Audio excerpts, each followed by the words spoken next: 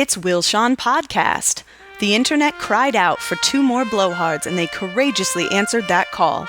Armed with the weapon of wit, each week they're joined by guests to discuss movies, television, pop culture, and anything else that's pissing them off. Take it away, boys. I'm Will Link. And I'm Sean David. And this is Will Sean Podcast. With just a little less blood than last week. How you doing, Will? So, unless something tragic happens, by the time listeners listen to this, we will have seen Rogue One. Yes, with five of our closest friends. Yeah, well, debatable. That's what I was going to say. At this point, and who knows how I'll be at the moment you're listening to this, but I've lost my damn mind about Star Wars. And there is an email chain about these tickets. Yeah. That has gone over 100 emails. It's like 2.5 months. Also, there's a big fight right now brewing about seating arrangements. Yeah. And you're the man in control of all this. I have the tickets. I just think I'm going to hand you all a Hunger Games style voucher, and that's it. And you'll be like, I put myself up as tribute. So maybe it will end tragically. Maybe we won't... I got my seat. You guys, not my problem. That's what I'm asking you. What? What seat do you choose? I'm choosing the most in the middle seat of the bunch, and then I don't care, because the truth is, I got a stranger to my left as it is, to my left or right, so I only have to sit next to one person. You guys are all on your own. Okay. Yeah. Okay. Well, you know... We'll figure it out.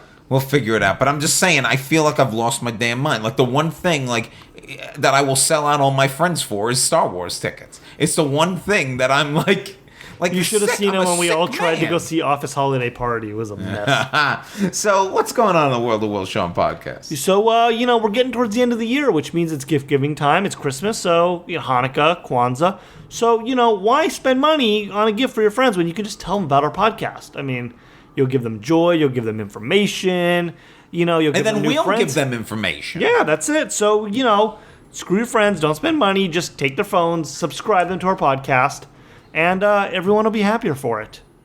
I hit subscribe on some people at work's phones. Do they know you did?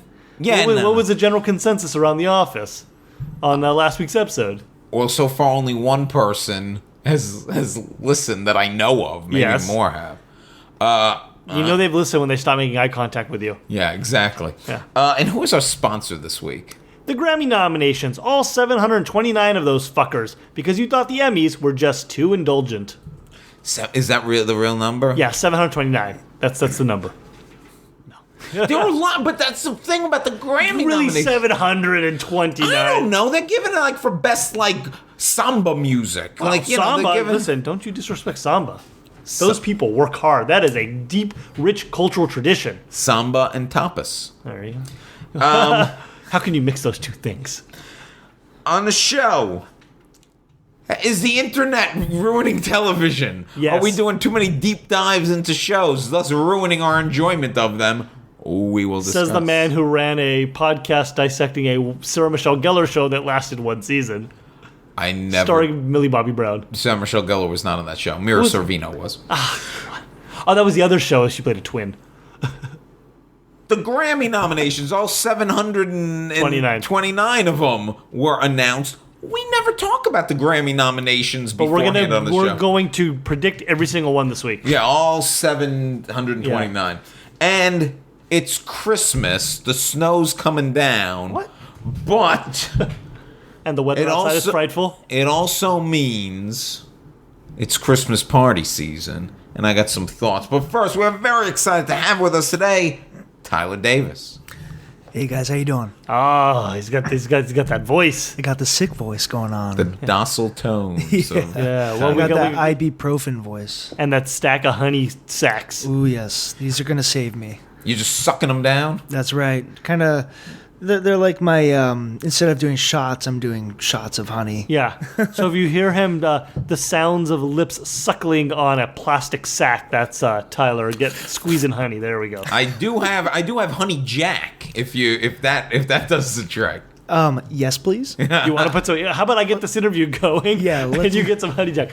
I know how to do this. Do you want me to? Do you want me to? If you want, he's the guest. Let's make this one for the books. Let's All do right. it. So, Tyler, Before we get started, we like to get the guest origin story. So, where are you from? Origin story. So I come from the galaxy of... No, just kidding. Yeah. I'm excited to see Rogue One, by the way. Yeah. I will not be able to see it tomorrow, but I'll be seeing it next week. Had you talked to us earlier, we could have accommodated you, but it depends on what this broken iPhone car situation is with a friend of ours. You and Sarah can fight over it. You know what? You can tell her. I have an old flip phone. Yeah? If she wants, I can just give it to her. She can text. You just gotta. Yep. You go We're on. getting way too inside baseball. If you here. want to see, you hit the 2-3 times. Okay. So where Right are on. you So from? origin story. Born and raised in Los Angeles County. Okay. Kind of, where Six Flags Magic Mountain is? Yes. Right up there is In kind the of... shadow of Colossus. Yeah, I worked at Colossus. Really? I probably sent you on a ride. So here's the thing. I your hate death. roller coasters. I've never loved roller coasters.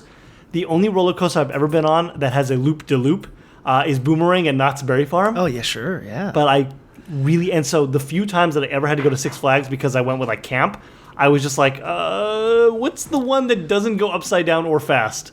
Like for me, like Space Mountain, that's all the adrenaline I need. Oh, that's so interesting. So actually, just in the car ride over, my girlfriend and I were driving, and she was like, "I hate parking with cars with like oncoming traffic." Yeah. And I was like, "I love it because it's a little adrenaline rush that you get every day." And I guess I'm a little bit of an adrenaline junkie. Okay. Yeah, So you lived, so you grew up by Six Flags out like by Silmar, Santa Clarita area. correct. Yeah. Okay. Yeah, exactly. So spent my time up there and went from a private Christian school where I had like 60 kids in my class to a public school with over 1,000 kids in my class. Okay. So went from being kind of like the only long-haired rocker guy to being one of thousands, Okay. of stupid high schoolers finding themselves, Now, how old were you when you like approximately did the switch? So I went in 10th grade to a public school. So like right when you were your most impressionable Absolutely. and the lowest self-esteem. Lowest self-esteem, most zits. There you go. The zit to self-esteem ratio. Now, was music always something that you were interested? Like, was the long hair and the rocker you've always been interested in music? Absolutely. Music's always been there. I'm the only person in my family tree that has any musical inclination at all. Do you play? So, did you play instruments or? I do, yeah. I learned guitar first, piano, drums, and all that came a little bit later. Actually, a curious note, my dad's second cousin is Tom Waits. Okay. However, my dad is not my biological father, so... And that side of the family has estranged itself from every other human being on the planet.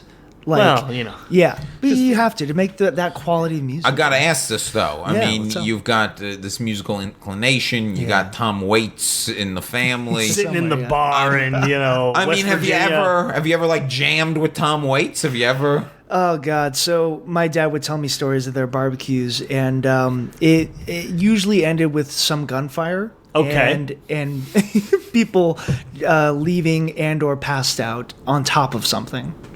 Yeah. Okay. So when are we getting invited to the Christmas party? Yeah. The old Waits family Christmas party. Didn't he just turn 70? Yeah. Yeah, he doesn't sound a day over 68. Yeah, well, actually, no, a day over 98. Yeah. And that was when he was 12. Yeah. The thing is, with that side of the family, there's also a lot of inherent racism. Okay. And, because they're country folks. Yeah. They're from the country, and so that's how things are, shooting your guns, and hopefully they're not shooting at people of color. So you, so you had this musical inclination. So what was the first time that you like really indulged that, or like you tried to like we're out there like I'm gonna play, or I'm gonna do this, or I'm gonna be out in public. Like where's the first? That's Like, actually did you have a band in high school or anything like that? Or? my first band was in high school, but before then, I would bring my electric guitar, my huge amplifier, and a pedal board for no. I was insane. I was out of my mind. I would set up in front of the cafeteria, and just play like an asshole. Sorry, can I say that? Oh yeah, fuck it. Oh yeah, that's right. Mr. Rogers once said, Curse away. Fuck it. Yeah. Yeah, so like just a jerk off, a jag off. Yeah. I would sit up and play and force my loud guitar on over, and I was not good. A lot of reverb. You hit that pedal a lot of Got the times. phaser 70s stupid sounding. It was a thing. musical odyssey that you were taking them on. Good God. It's like Spinal Tap at the county fair. In my opus, my creme de la, my magnum opus was I would take an empty Sprite 2-liter plastic bottle and bang on my guitar while I was playing it, like I thought I was some sort of genius, and I was just an awful person. I was not good. So, Will, is it better to be an insufferable film geek in high school or insufferable music geek in high school? I'm going to say it's better to be an insufferable music geek in high school, probably. You still got the music thing. People like the music thing. You're not asked to operate the projector in class. That's true. But I mean, it's interesting you say that because you do audio engineering and tech work. So right. You took this love of music and were like, well, what's the aspect of this that I could also have like basically, I guess, a day job doing as well? Well, actually, that came out of necessity. So I was playing guitar in high school, and instead of graduating high school, I was offered to play guitar for an artist on tour. Okay. So given that option, I was like, yeah. This is a career right here. Yeah. High school. What's high school? So I got out of high school early, got my GED, and went on tour. The tour was promptly canceled after a few stops in because the singer was addicted to cocaine. All right. And this was a pop artist that was supposed to be, aimed towards preteens. And, preteens love cocaine. They really do. It was Rafi, wasn't it? It was Rafi, yeah. Yes. How do you know? Now, it was this guy, Jake Coco, which, funnily enough, I saw him about... Jake Coco, yeah. They should have tipped you off with his stage name. Yeah, and he named his backing band the Cokettes. So it was yeah. It was all there on the surface. True story. Gotta look. And so they can only show you the door. They can't take you through it. A quick aside, I saw him at a bar, Fox and Hounds in Studio City, about 10 years after that. Yeah. And he said, oh, man, I totally remember you. Man, I'm sorry. I was fucked up, out of my mind. You're a cool guy. I'm sorry for everything that happened. I was like, okay. I quit high school because of you? Okay, that's fine. So you quit high school, so then what do you do now? There's no tour. Now that you're no longer Cokette. Thank God. So actually, on the more serious note, I developed fibromyalgia at about 18, and guitar playing kind of became very, very hard for me to do. Is that a muscle or bone? It was like onset arthritis. Oh, got it. Okay. And it affected my tendons in my arms. Everywhere that you needed to play guitar. Exactly. Yeah. So that's actually when I kind of more focused on audio engineering, which had fascinated me. I'd taken apart my dad's amps and stereos since I was a kid, and I had broken so many. I'd gotten so good. Yeah. I'm the best at it. It was the kind of thing where I focused on that, and that actually, I realized that was a true love of mine because I got to be a part of the music making and the technical side of things. So then I started working at a recording studio. Yeah. And we had some really, we recorded the theme song for the Hot Wheels. Hot Wheels leading the way. Yeah. Go in the I don't know. I was thinking DuckTales. Woohoo! Yeah. I was at that studio when we had 9 commercials go to the Super Bowl in 2006. Okay. So I was a part of the audio and music composition for all that. Okay. So it was just really, really very heavy learning experience. Ended up going to school for audio. Got placed with a sound company who was run by a Frenchman. Okay. A Frenchman. A Frenchman. A French, yeah, one of those Frenchies. And he was actually a Scientologist. Okay. And he ran his company using that. I believe he said Le Scientologist. Le Scientologist. I have no idea. But he opened me up to the world of canned meats. Those little, like Spam? Yeah, like Spam, but like French. Is that like a Scientologist thing or a French thing? No, well, I don't know. Okay. No, this is heading in a direction I didn't expect. You don't need to go down the canned meat road? I didn't know we were going down the canned meat road. Oh, a little more Jack. Yeah. Yeah, you drink that. Okay, so started working with this Frenchman Scientologist guy. Yeah. And that really was a bedrock of experience that I use today for sound engineering. And then also kind of got me interested in Scientology at that time as well. Okay, so now we got two choices here. Should we go down the audio engineering route or the Scientology route? We're going to go down both.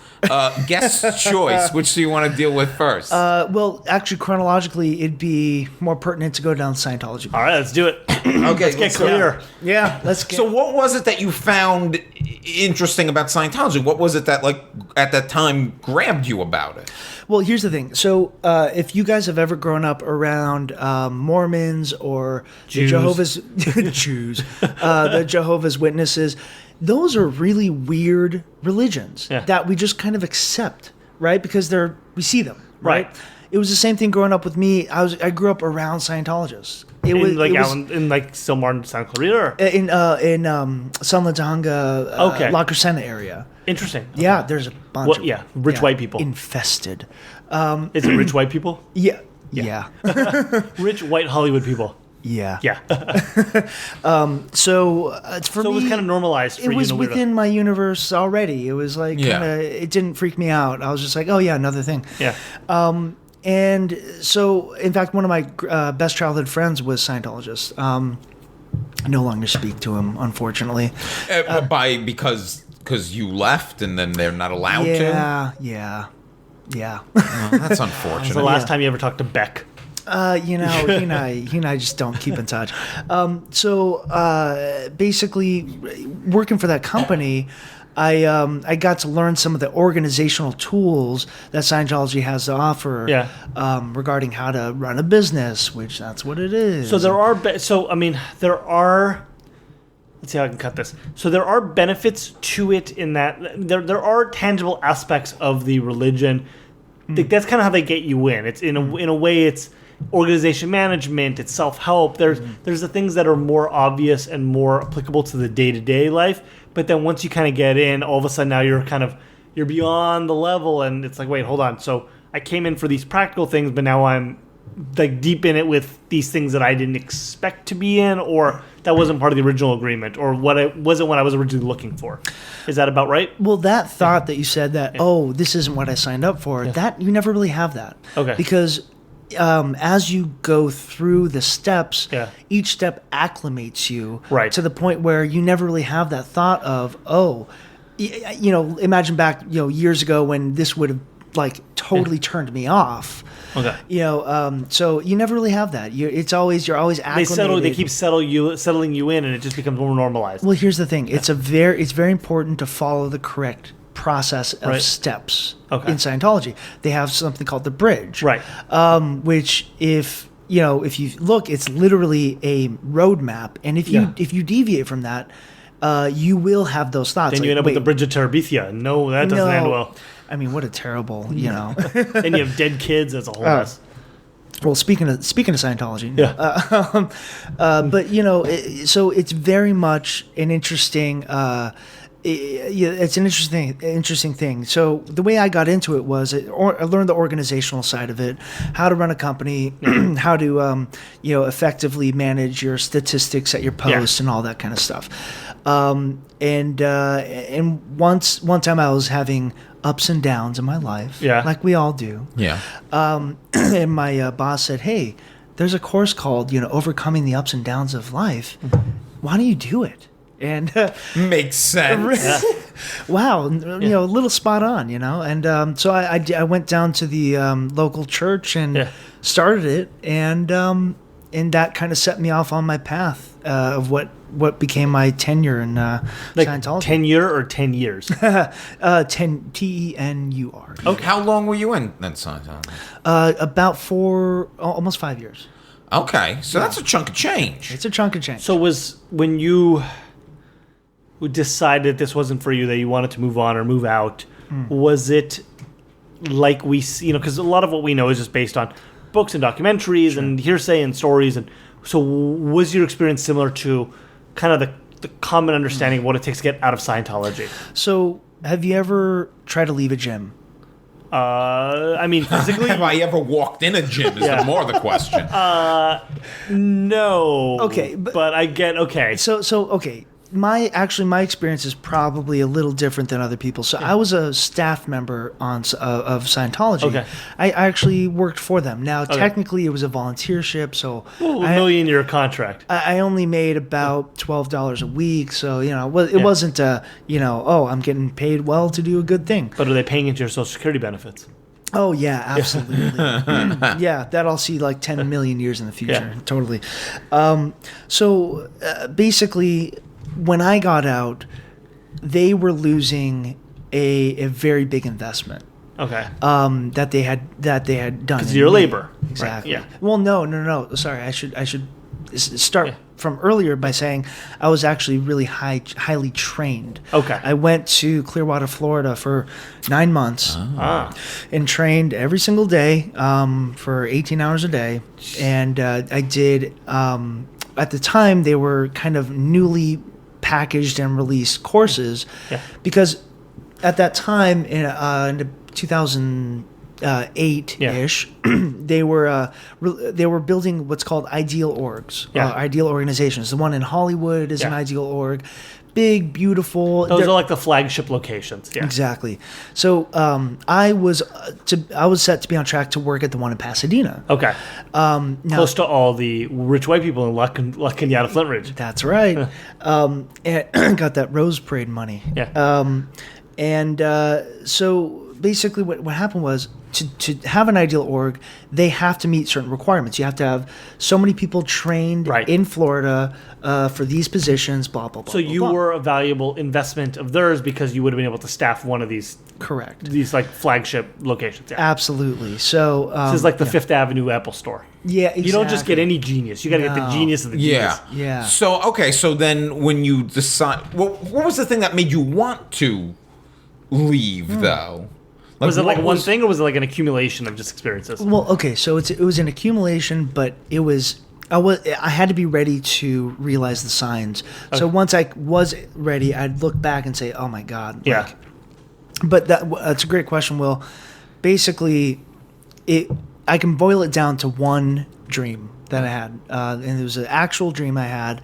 And when I woke up from that dream, I had the immediate thought, okay, I know what I need to do. I need to leave. Yeah. Okay. And I was with my girlfriend, who I had gotten into Scientology at the time, and I told her about the dream, and she said, "Yeah, I know. I had a similar kind of thing. I know we need to leave." And so we both left. Now, do you think you left at the same time as her? Do you think that really help? Because when I see a lot of like the stories, like in say a documentary like Going Clear, it seems like a lot of people, like individuals, leaving, and that makes it like really hard because it's all on them. Do you think leaving, having someone to like kind of be like, no, you're right, is the thing that you needed to like kind of give you that extra push? That's a great point. I 100% agree. I think, see, here's the thing. You acclimate yourself to certain situations, right? And you can become normalized to anything. And I mean anything. You really can. Like watching Will and Grace. Like, sorry, Will and Grace fans. But, so you can really become acclimated. So having that board to bounce off of, and my partner at that time definitely helped me. Now, what I will say is that when we got out, her and I went into hiding together. And that was the period of time when I established a really strong bond with her. Yeah. We were on the run. We were on the lam. Well, let me ask this. How much of that was necessity and how much of that was paranoia? It was 100% necessity. Okay. And 100% paranoia. Yeah. Well, just because you're paranoid doesn't mean they're not after you. Well, so in actuality, what happened was when her and I left, I sent an email, and April 14th of 2011 was when I sent that email, and so what happened was we actually went and hid for a weekend. And I sent the email on Friday, and we didn't show up on Monday when we were supposed to be back.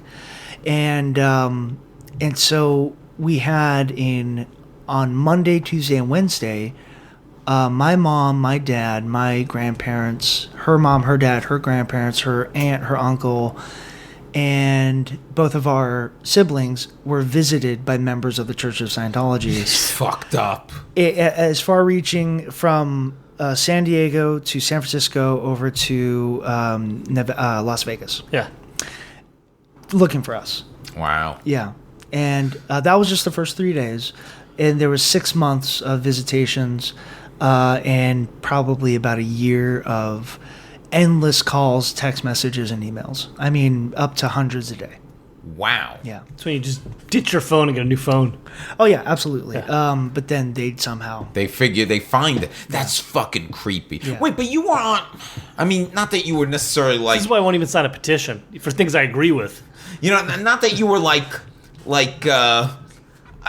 David Miscavige's level or whatever, but I mean, you must know a little bit of the inner workings. I'm like, how do they do this? How do they, or maybe you don't know, like, how do they track people down like this? Like, how do they have the will and commitment? Like, why waste their energy on you? Why not just put that energy and try to bring in new people?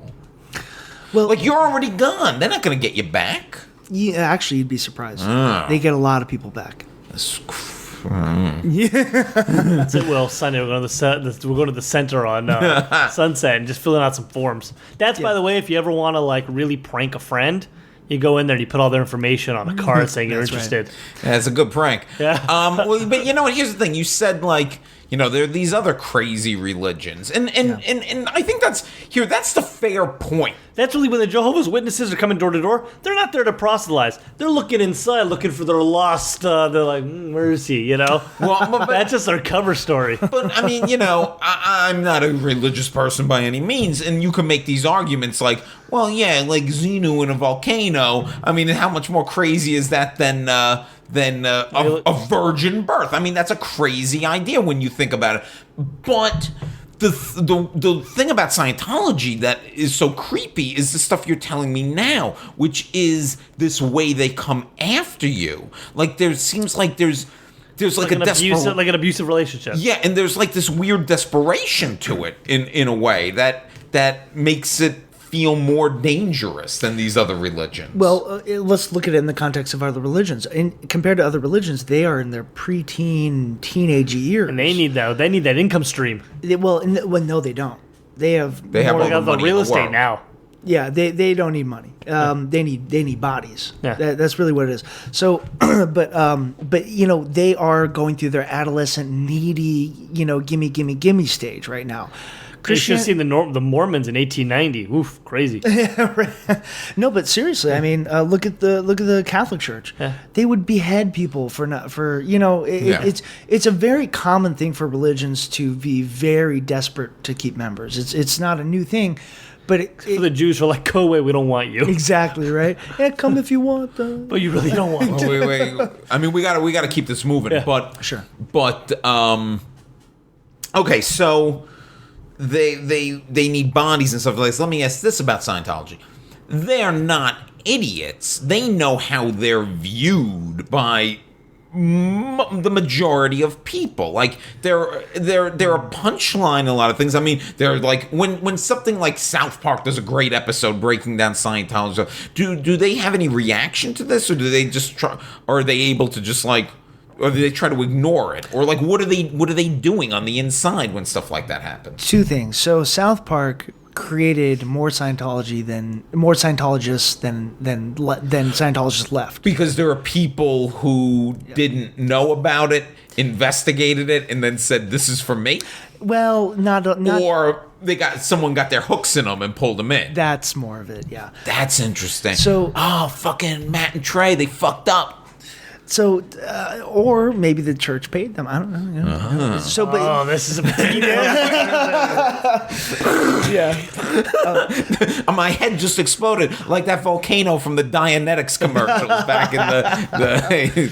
So, and then the other point is really just when you. Okay, in the church, you have a written out policy that if you don't follow to the word for whatever situation pops up. So let's say you disparage me, Will, right? You say that that I'm out having sex with cows, right?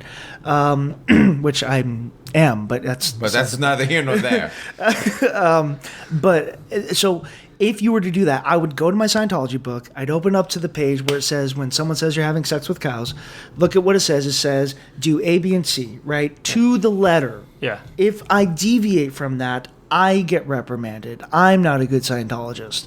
You have to enact the words that L. Ron Hubbard wrote down, or else you're not a Scientologist. So what they're doing is when there's a smear campaign against them, they have an exact way to react to that, and that's what they're doing. It's literally playbook, and it's not the way they enact it is, as you see, the way they respond to stuff is just with lawyers saying we didn't do this, blah blah blah. You'll never see them taking a creative approach because it's all based on their teachings by a madman who lived on a boat and avoided tax. Exactly. Well, we need a book. We need a creed. We got to have a set of guidelines. I'll write a creed for us. All right. There's going to be a lot of profanity in it, though. Creed was my third concert ever. Oh, I'm sorry. Take me high. Okay. I want to. Here's the thing.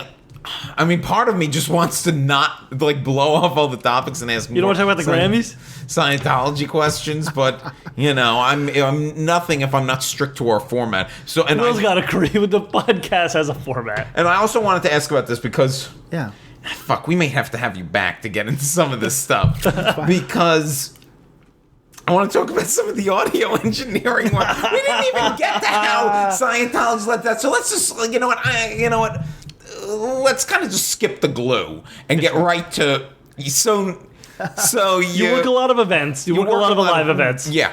What do you do for these live events? What's kind of the work you do? Sure. So, by the way, I'd love to come back and do a special. Yeah. And we probably should have planned this out better. We did. Well, you know what? I'll be honest with you. When we knew we were going to ask you about Scientology, we weren't completely sure how much you were going to want to get into it. Sure. And, so we planned it a little loose, but yeah. Well, Mr. Rogers once said, fuck your neighbor and destroy Puppeteria, whatever it's called, Land of Make Believe. So now, so after I got out of Scientology, and this ties in nicely, I swear. So I wanted to get back to audio engineering. I literally started. I had nothing. I had no money. I was in debt. My family had all but. Yeah. They were tired of the whole thing, right? I had no friends that were outside of Scientology. I literally had nothing, $5 to my name. And so I had to start from scratch. I worked at a shoe store in the mall. I worked at Magic Mountain again, sending you to your impending doom. Not me. Fuck that. I literally had to start from zero. So one day I was walking at the Valencia Mall, and there was a concert going on outside. And I saw the concert, and I went up to the guy who was running the board, and I said, hey, man, I got some gloves and tech blacks. I'd love to come and just help you guys strike, at the end for free. Yeah. And so he was like, sure. So sure enough, I go, and I'm helping him strike and doing a great job. And the owner of the company's like, who the hell is this guy working my crew? Met him and got back into audio engineering pretty much straight away. That's fucking great because that's the kind of thing that you could never ever do in your entire life if it depended on it. But I mean, that's the thing. You just show up and just I want to I want to work. I'm here. I have skills and I have ability and I have the desire. Yeah, it's the thing we all should do, but either don't because. You can't just walk into, I guess, an office and do that. Because Will's not 100% sure what a strike means. No, that I know. That I know. Because I've been on sets and things like that. Sure. But no, that's great. And then it worked out. Well, then here's a nice little tie-in. So this was just a few short months after I exited Scientology. So who's to say that going through what I went through in Scientology, I used some of the tools that I learned in Scientology to up my confidence, plainly speaking, to walk up and say, what? So what you're saying is Scientology is a useful way to order your life, find a process to help yourself, to help your business, to help you grow, and you should investigate it for a limited period of time. And then get the fuck out. What's your favorite event that you've worked as an audio engineer? If you had to pick one that you're like, this was just, I was so grateful to be part of this, like working this event. God. Okay. Jesus. Okay, so there's some charity events that I've done that literally just kind of changed my life. I used to work a lot with the American Cancer Society, and doing a lot of fundraising for the City of Hope. They do a lot of cancer research, all that. So, there's one event where I did sound for John C. Reilly was the MC. Okay. Not a high profile event, just a gala fundraiser thing, but it was just such a perfect correlation of funny MC. I mean, John C. Reilly is a funny person. He's super smart. Yeah. Very eloquent. Got to meet him, hang out with him. I laughed him up, so I touched him. I touched him. And so it was just. And then he went up to me afterwards and said the sound was perfect. And I've had a lot of people compliment me on doing sound. Obama, Clinton, Trump said we did a great job. But he didn't pay you. Yeah, exactly. But that meant a lot to me because he didn't have to do that. No, you just mentioned a bunch of political people. Sure. So you've done audio for all their events, like when they roll into town. So yeah, I've done sound for. So I look at it like collecting Pokemon. So I've done sound for Obama, Hillary Clinton, Trump, and then a bunch of small time, the mayor of Los Angeles and all that. How much interaction do you have with those actual people? Any? Did you have any? I mean, you're not putting a mic. He wants to put a mic on Obama. Yeah, exactly. So Obama did a handshake walkthrough with the tech crew. That was really cool. Awesome. Hillary and Trump did not. Now I did Hillary the first time. She ran, not this time. Yeah. Oh, okay. Yeah. So, Trump did not. Yeah, basically, the Secret Service hates tech guys because we get to walk in with things like our knives, our tools, and cases that haven't been scanned. Exactly. Yeah. So they're usually pretty uppity, but Obama was probably the nicest, the coolest. I didn't get to do Bernie. I wanted to round out my collection. Well, Bernie was going to. I want to strike with you guys. I got black gloves. Let's go. You're the man of the people. Yes, he is. Okay, that's how was okay. I got to ask because now the Hillary is a little different because you said it was like in 2008. It was like the first time. Correct. Yeah. But so we can't say like what one of her rallies was like in this last election, but we definitely can with Trump. And I have to say, the Trump rallies seem like a little crazy. Well, it was in the parking lot of Magic Mountain, right? Actually, more like the parking lot at Trader Joe's. Yeah. No, just kidding. No, Walmart, that's way too liberal.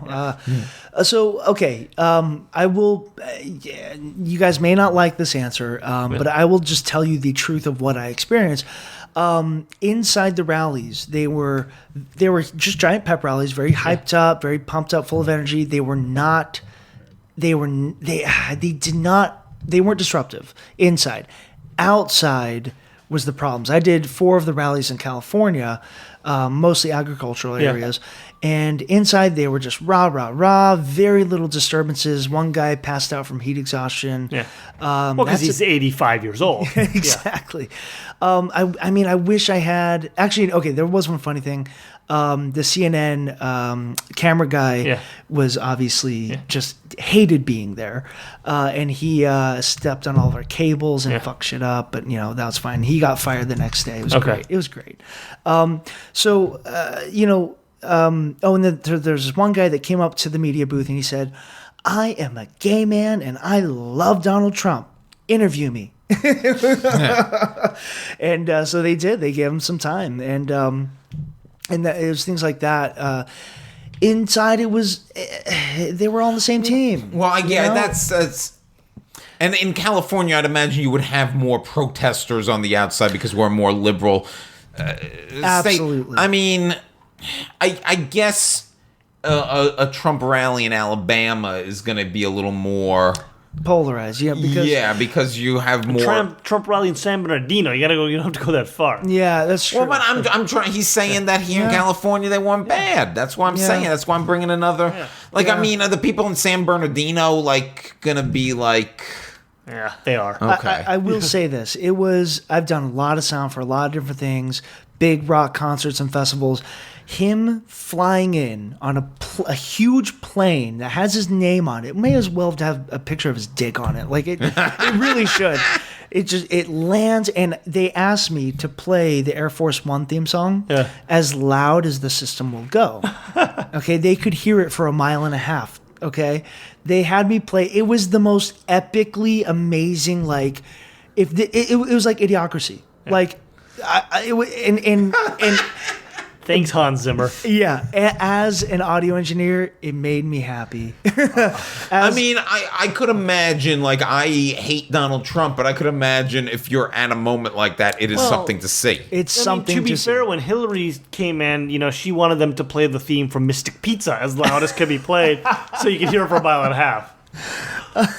All right, we got to move on to some of these stuff, but honestly, I could talk to you about both these topics all day, and I swear to God, maybe sometime down the road we should get you back and maybe we should go for a drink and we can ask them instead of burning up hard drive. The people want to know about Scientology. Well, they watch a Leia Remini TV series. Yeah, exactly. Do you watch any of that stuff? Did you watch Going Clear?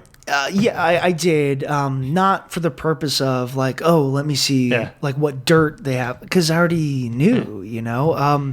I've actually turned down opportunities to be in documentaries about Scientology, and yet you came on the show. There we go. We got the get only for you guys. Okay, so if anyone wants to find out more about you, so I have a website, TylerDavisAudio.com. And then I have an original band that your listeners might enjoy called the Venns, Venns, like a Venn diagram. But it doesn't mean that. It means friends in Norwegian. There you go. Yeah. And can the Venns, is there information about them on your website? No, the VennsMusic.com is that site. We're all over iTunes and all that. Thank you. And we will post sorry. Oh my God. I've had a long The second he stops talking about Scientology, you just... Listen, they took 10 vials of blood from me today. They put a bunch of inoculations in me. Everything hurts. Oh, no worries. And if you are a good listener of the podcast, you've already checked out the Venns at VennsMusic.com. Yeah. And you've already checked out everything about Tyler, because we're going to have a link to that on our... Facebook page. We didn't even get to what the Venns are about real fast. What kind of music is it? No worries. It's a female-fronted indie pop. Okay. Yeah. What? It's right up Will's alley. We may have to have your female fronter on the show. That's all I listen to is female-fronted pop. I'm only half joking. Okay, fair enough. No, it's really fun music. You know what I mean? We're a trio. We're all from Santa Clarita, so there's that. That's a shitty Venn diagram. Actually, the Venn is vans and soccer moms. Okay. So that's VENNS music.com. That's right. Yeah, we are called the Venns. All right. VennsMusic.com. Okay, so let's talk about some things here. Sure. You got 6 minutes. Let's go. We're gonna run long here. You know what? I'm gonna switch the order of these topics because we're talking about music and it's too good of a transition. Oh, sure. So the other day I was talking to Sean and I said, "What should we talk about on this week's episode?" And he goes, "Well, the Grammy nominations came out." And I mean, we devote whole shows to the Golden Globes nominations. We do a whole breakdown of the SAG. We do 2 shows on the Oscars. And we talk about the Grammys after the fact. That's a thing that happened. Yeah. So we're maybe we should talk about the Grammys a little bit. Plus, you're a music guy. You must have some opinions. Sure. So here's 90 seconds on the Grammys. Okay. So Sean, you wrote up some notes here. I'm gonna try to because I was like, Grammys. What could this be? Yeah.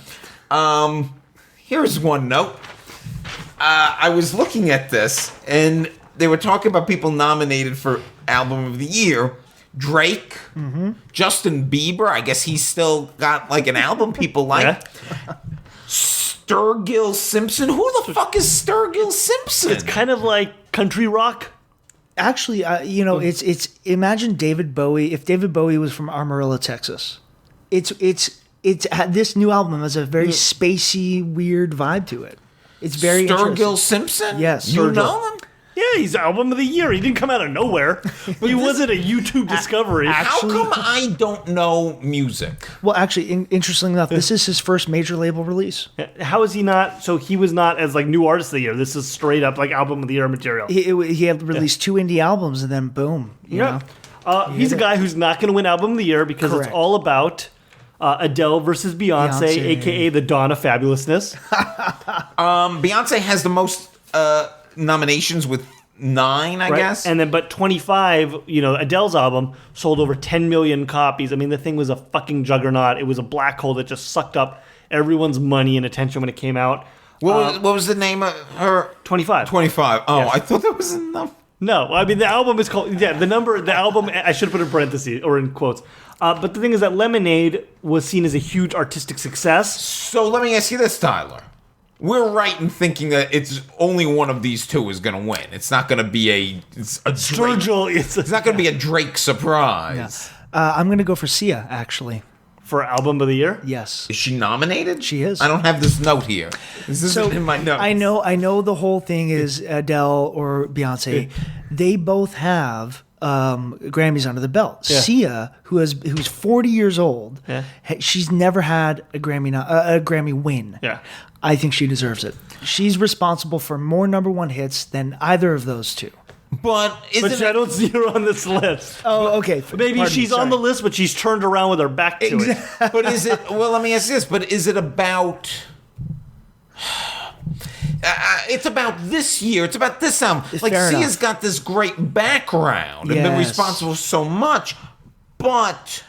But to be fair, they did give an album of the year a few years ago to what the fuck was it? Hall & Oates. So sometimes they do the legacy give. Well, here's the thing. Okay, so you got Beyonce and Adele. But that would be real tone deaf of them. Out of those two, I gotta go Beyonce. I think it is going to be. And here's the thing, Yeah. Adele. What I love about her is I think that if she loses, she could give two shits, Yeah. and her and Beyonce are going to get like skinny lattes the next day. Yep. Like I think Beyonce gives a shit, and Adele doesn't. You think Beyonce gives a shit? I think Beyonce gives a shit. Beyonce made this album to win the Grammy. That's what this album was Adele came in for. and fucking, sideswiped her with this. But Yeah. I think Beyonce cares, and I think Adele will be there because she knows she's supposed to be there and gives zero shits about any of this. Adele's already won her Grammy. Beyonce's must have won. Beyonce has won 20 Grammys. Yes. Oh. But, I think it's just, okay, so. But Adele has her Grammys. Adele has her Grammys too, but I think it's, and then. What else? So Kanye's Life of Pablo was not nominated. You know that all Kanye does is he was nominated for best rap album and a couple other categories, but you know that Kanye gives a shit that he was not He gives nominated a for shit album of the more year. than anyone. Well, so it's not just album of the year, but Beyonce and Adele are up against each other for record and song of the year, which is Formation and Hello. So the question is, will America survive this battle of the divas? Do you think Can we make the Grammys great again? Do you think that they're going to then spread the wealth? I mean, do the Grammys spread the wealth a lot? No, they tend to be very, very horse blinders. Yeah. Now, here's the thing. If Adele does win, I guarantee you Kanye will get up on stage. It will happen. Yeah. It's going to be an epic... Well, but now it's sad because he has an actual mental condition. He was hanging out at Trump Tower. Well, they had things to discuss. What is going on? I'm sorry. Kanye might have a mental issue, but that doesn't make me have to like him. You're right. He's going to be the Secretary of Black. I mean, That's a new position that Trump invented. Kanye's the designated survivor in the event that the whole Capitol gets taken out. So, okay. So will Kanye win a Grammy? Well, he's only nominated really for best rap album. But I mean, that's still something that he could he probably, win. but he's up against Chance the Rapper, who is on Life of Pablo, and Schoolboy Q, which are both really good albums. So, What is all that? What is this you don't shit? listen to Schoolboy Q? Come on, Will. Schoolboy Q. Tell us, Schoolboy Q. Sure, he's great. Yeah, he's great. Yeah. And you have also, what's it called? Tribe Called Quest. Well, I know A Tribe Called Quest. We talked about them 2 weeks ago. No, but I knew A Tribe Called Quest before, from back in the day, because I only know things from back in the day. Well, Chance the Rapper, if he wins, it'll be like the student beating the master. Yeah. Yeah. Absolutely. And that What's would be gonna actually, happen, Tyler? That would be really refreshing. Kanye's not getting anything. He's not. Because they just don't like him at this point. And he's a Trump simpatico. Yeah, they're not going to vote for some guy who's hanging out at Trump Tower. Should have eaten a Taco Bowl with him. I heard it's really good. That would have been right. Then the other thing is, so David Bowie, very little love for him. Black Star got 4 nominations, but they didn't even slot him in for Album of the Year. They had to get that Sturgill, in there. So That's a good album. I got that album. yeah. And you know that Bowie has only won 1 Grammy in his entire career, plus a Lifetime Achievement Award.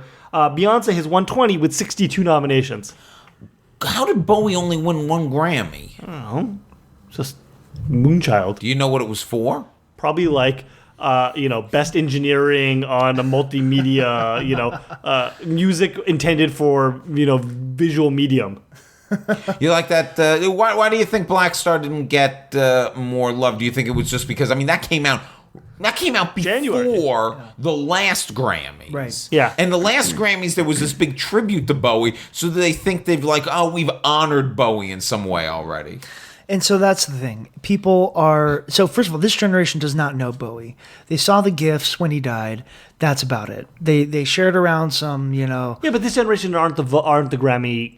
aren't the Academy of Music. They're not the voters for the Grammys necessarily. Well, I mean, look, here's the thing. Me and Sean spend a lot of time talking about the Oscars, and we are very familiar with the pitfalls of the Academy members and changes that need to be made in that Academy and the ages of those people, because we pay very close attention to that. I don't know if you know, but do you know what the makeup of the typical Grammy voters are? Well, let's look at the evidence.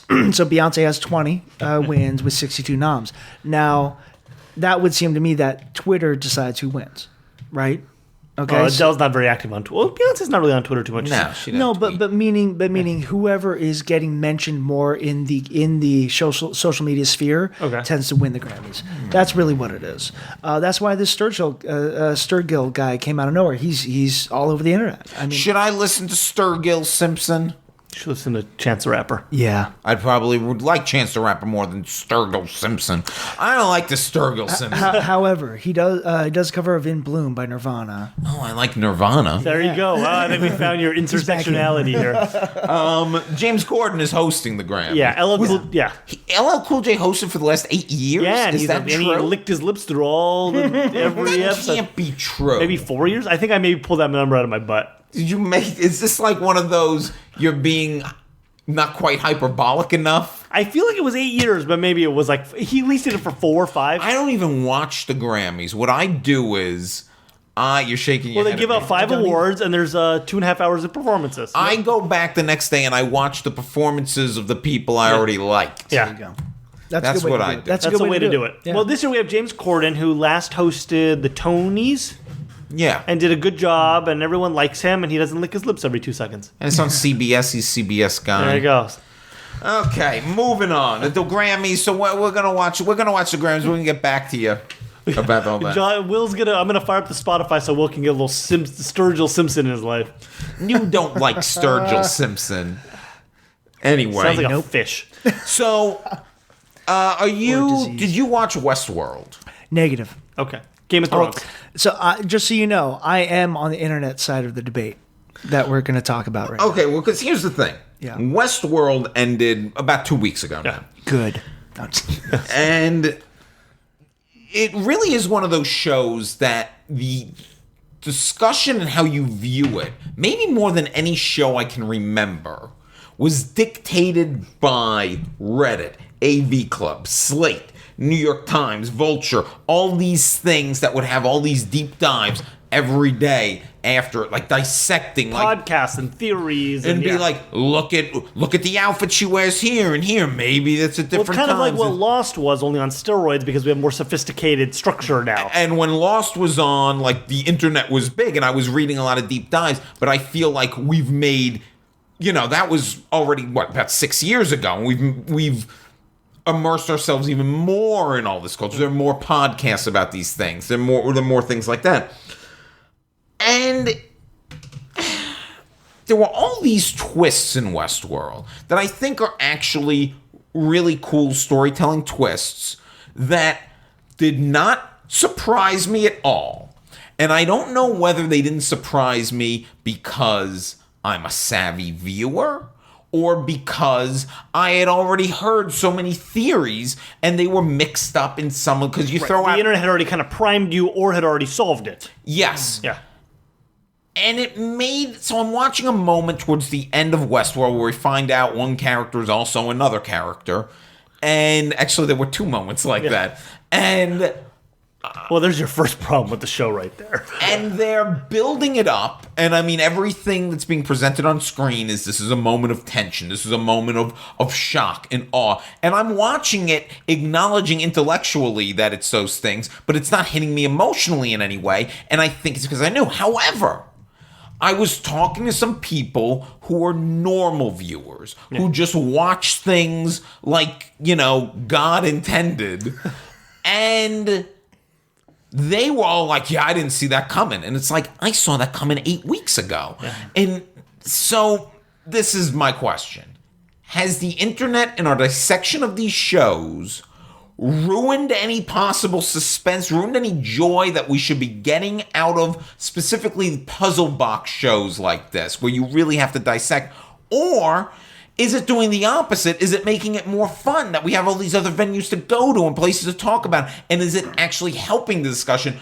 Do you think Westworld is a better show because of the internet, or would it be a better show without the internet? I ask this to you, Tyler, who don't watch Westworld, but are a smart enough man to understand what I'm saying. So I think the internet has raised the quality of shows exponentially to the point where now we have the best television shows that is, and we don't have time. If it shows, like for me, if it shows a B+, I got no time for it. Exactly. I need an A- or higher. Like I'm not fucking around. So my outlook is this: why have you ever rewatched a show or a movie? Yes. No, never. I don't have time. Move forward. Always one eye, just two eyes forward. Fix all the future. That's right. So do you still get emotionally impacted by those moments that you're rewatching something? Yeah. But would you rewatch season 1 of Westworld? Yeah, I would. I would rewatch season 1 of Westworld in about a year when we're getting ready for season 2. See, I barely want to watch a new episode of Westworld. I think Westworld ended on a high note, and I think it's one of those shows that, because of how the season ended, I think we're set up for what could be a very interesting and very emotional season 2 if they play their cards. I mean, Game of Thrones is a great example of a show that I enjoyed the first season of, but I don't think I was fully emotionally invested in it until season 2 because it was very tough to penetrate what was going on in that world at that time. And I think Westworld could, or it could. It's also a show that could fall flat on its face. So the difference between Game of Thrones, this is like a side conversation. Game of Thrones had a superstructure, it had a series of books, it had plot, it knew where it was going. Westworld left themselves on an inflection point where they're getting in that writer's room and they sit around and be like, all right, so season 2, let's hear some ideas, people. Now, here's the thing, though. You brought up the point of, like, do I watch something a second time and get emotional? Like, okay, every time I've seen The Shawshank Redemption, I cry. Yes, but that's every man. I want to get a bumper sticker, Ray, that real men cry at The Shawshank Redemption. But here's what my point is about this. Every time I watch it, I cry. But I might not have cried if I had if going into the Shawshank Redemption, I had read a bunch of articles that or have you read the Stephen King short story? Oh, I hadn't read that. Yeah.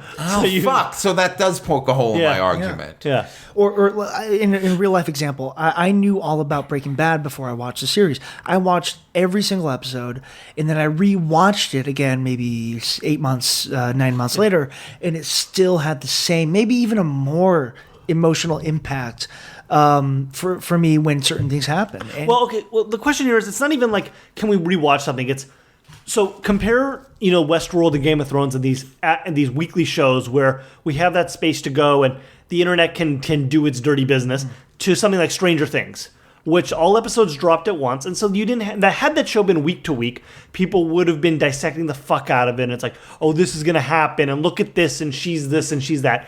And I think Stranger Things benefited because the enjoyment of the show was no longer in figuring things out. It was in just experiencing the show all at your own pace. You just kind of have to avoid the spoilers that were on the internet. but it was a fundamentally different experience. And I could see if Stranger Things had been weekly on TV, I don't know that it would have been quite the success that it had been. But I don't think Stranger Things is a puzzle box show. I think Stranger Things is fairly straightforward in what's going on. I mean, there's some mystery. There's a difference between a mystery and like a puzzle box mystery, where Westworld's like every little sequence, there's something that could actually mean something else. Okay, so then that means if the show's a puzzle box, it is like meant to be solved. Was a puzzle box. Right, but then you get indignant viewers when they feel like they're ahead of the show creators, or can the show creators ever be ahead of the audience? The thing with Westworld is that thing was pretty much, even before it aired, they had all 10 episodes are pretty much done, so it's not like they can course correct on episode 5 in response. Like, if people figure shit out that they didn't mean to have figured out, it's not much they can do about it. They're kind of committed to... Do you think you or I, as two people who watch Westworld, would have figured things out without the internet? So I think Westworld is a bad... Also, I think Westworld is a bad case for this,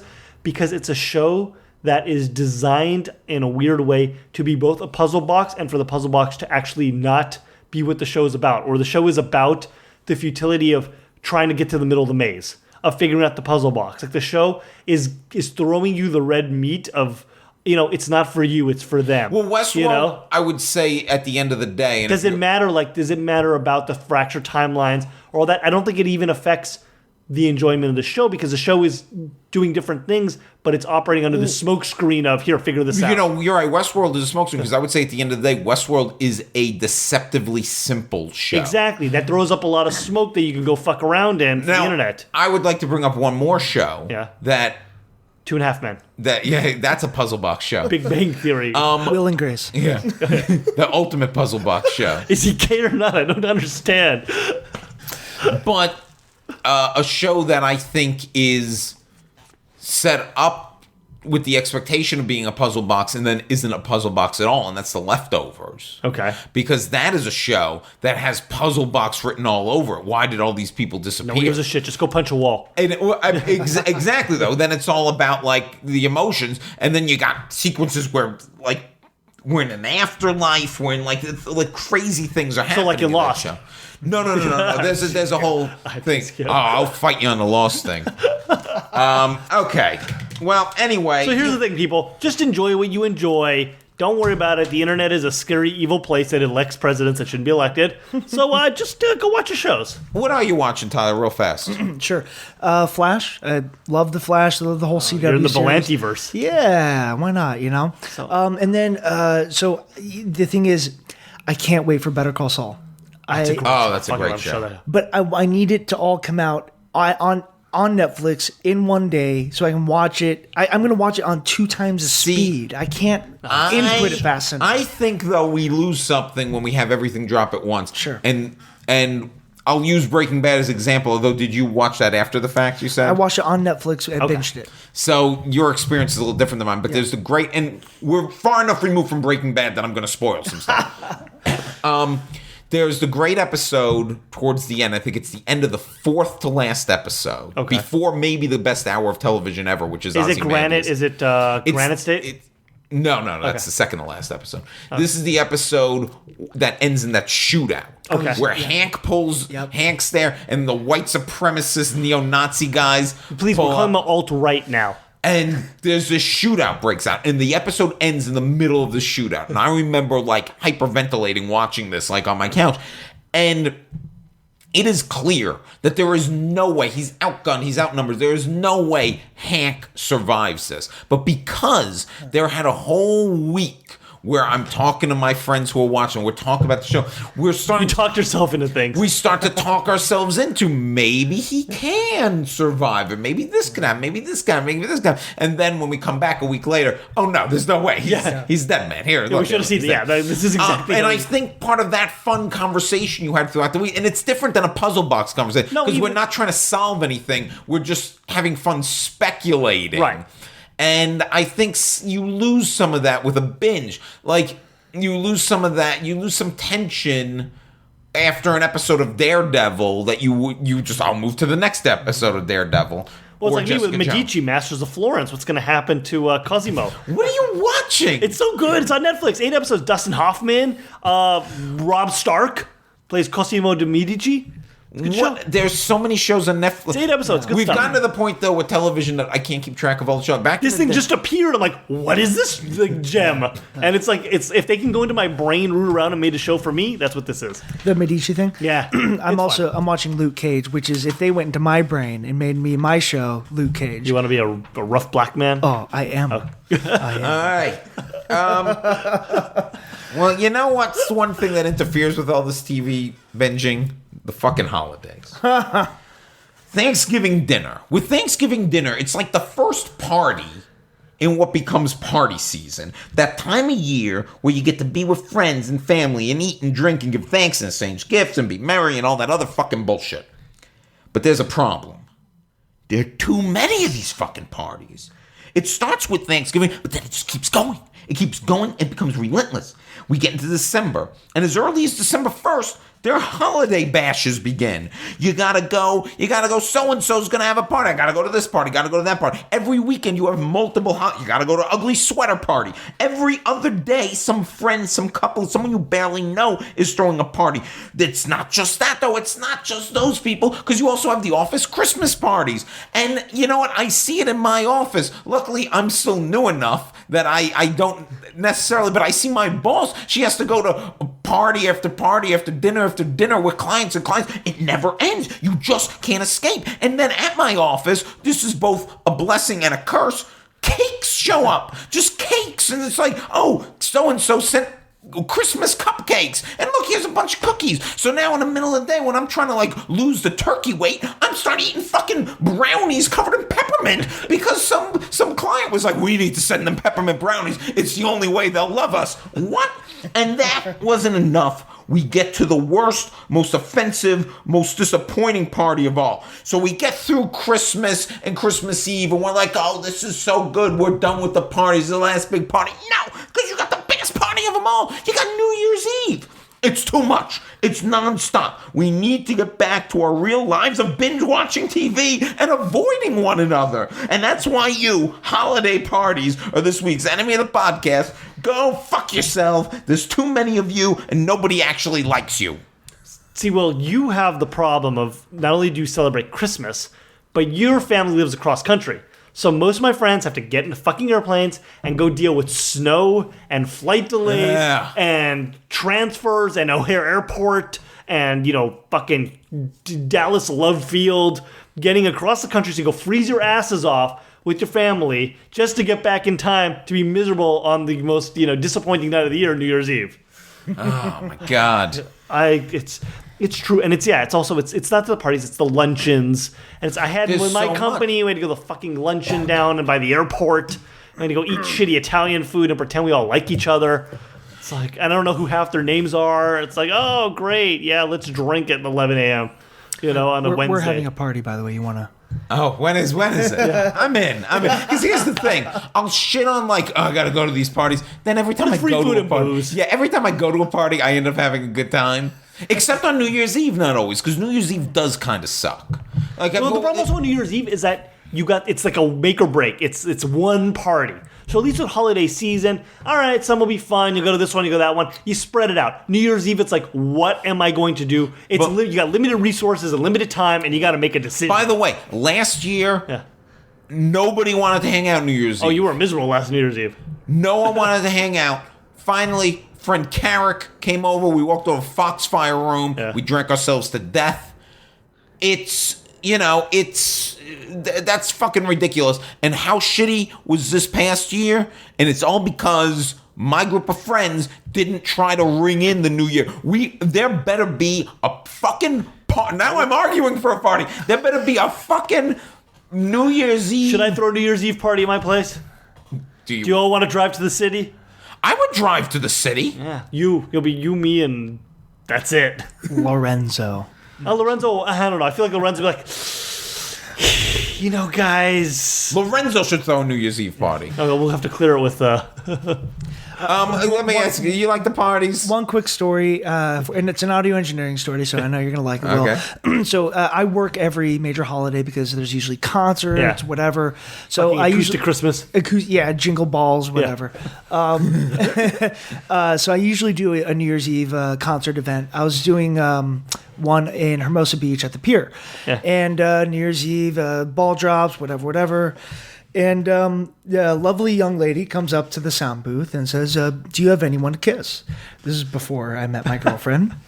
Who's off to the side here. Throwing side eye, just some deep shade right now. Yeah. And I had my hand on the faders, on the mixing console. Working the 2s and 3s. Yeah, exactly. And so this lovely young lady said, okay, we're kissing. And 10, 9, 8, and made out while I was doing sound for the band who was playing, and took a selfie, and that was it. And Steely Dan never sounded so good. I was eating. Pretzel Logic, actually, the Steely Dan cover band. Oh, I was eating from a plate of cold cuts laid out at the Foxfire Room. you didn't kiss Carrick at New Getting Year's? drunk with my ex-girlfriend on New Year's Eve. You didn't even kiss? We didn't kiss. I don't think that would have been a good move. Oh, okay. Well, I mean, you don't want cold cut breath. I get it. Salami breath, man. Yeah, all so right, yeah, yeah. so I usually don't get the luxury of attending parties for holidays. But you know what? It's even in a weird way, it's better because you can get out of it. You have an excuse, and you're making money. Yeah. So I don't know. I'd rather work on New Year's Eve and be like, at least now there's something to do.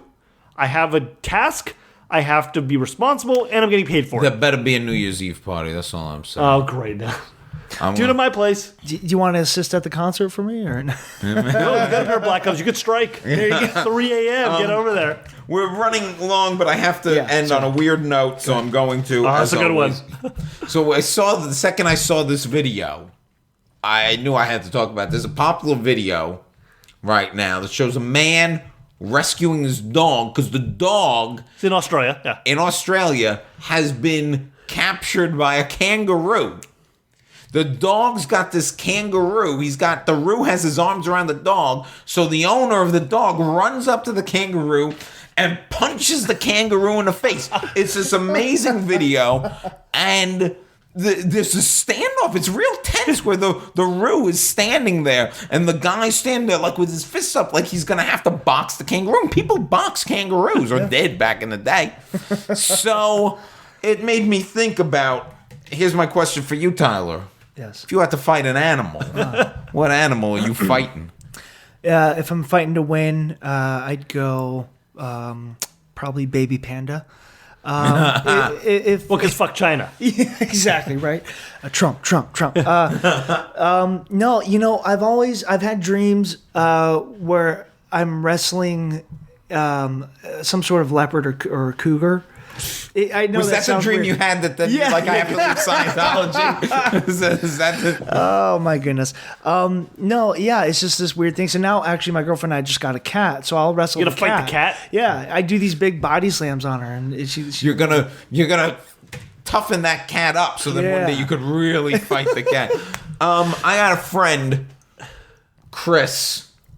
He always talks about how he really wants to punch a monkey. Like he really wants to, and I don't think he really means a monkey. I think he means an ape. Get it But you right, don't want to people. get into it with him about But this. yeah, I think like his dream, he wants to pump. But I mean, that thing would then tear his face off. Yeah. Actually, there is an argument I've been having with my friend Chris, for a long time. He thinks I cannot vault over a charging bear. I am certain that if a bear was running on all fours at me, full speed, I would be able to, place my hand on his head and vault over. Wait a Timothy Treadwell. Wait a second. Place your hand on his head. Like I was starting to try to be like, well, maybe if you time it right. Yeah. But no, It's all about timing. It's like a video game. I have great timing. If you can't place your hand on his head. I mean, if you were vaulting the other way, you could place your hand on his ass. No. He's charging at you. He's going to eat you, right?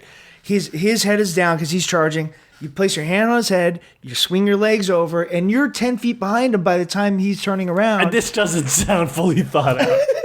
That's what Leo should have done in The Revenant. Yeah. Exactly. He had it all wrong. I'm going to say this time. I really like you. I appreciate that.